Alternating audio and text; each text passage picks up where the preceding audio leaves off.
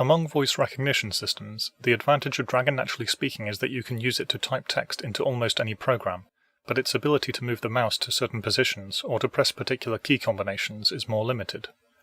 Customizable softwares like VoiceBot and VoiceAttack have the opposite problem. In particular, if you want to switch from using Dragon to load an environment to using a VoiceBot profile for using that environment properly, it's generally quite difficult, as is reversing the situation. But there is a way to get the best of both worlds. First, you need to consider that there are 3 states for Dragon: sleeping, listening, and not listening.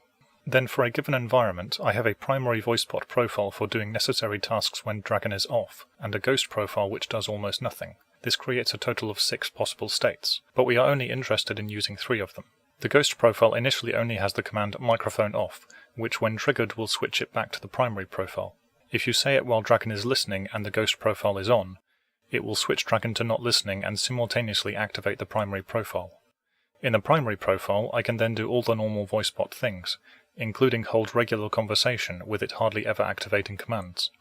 But when I need to type, I say something like start typing, which will press the hotkey for toggling Dragon's microphone, which by default is Ctrl /, and also switch the VoiceBot profile from primary back to ghost. This means that when Ghost is running and Dragon is listening, it's exactly like the behavior when you are using Dragon normally, so long as you don't say microphone off. While in the Ghost profile, you may also want to use Dragon's commands go to sleep and wake up. However, sometimes things are misheard and it's worth having some redundancy commands.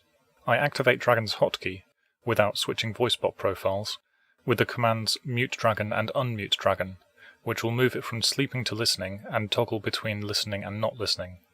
Meanwhile, VoiceBot has the commands switch to primary and switch to ghost as alternative ways of changing profile without changing Dragon's state, although if it were listening it should only type in those words.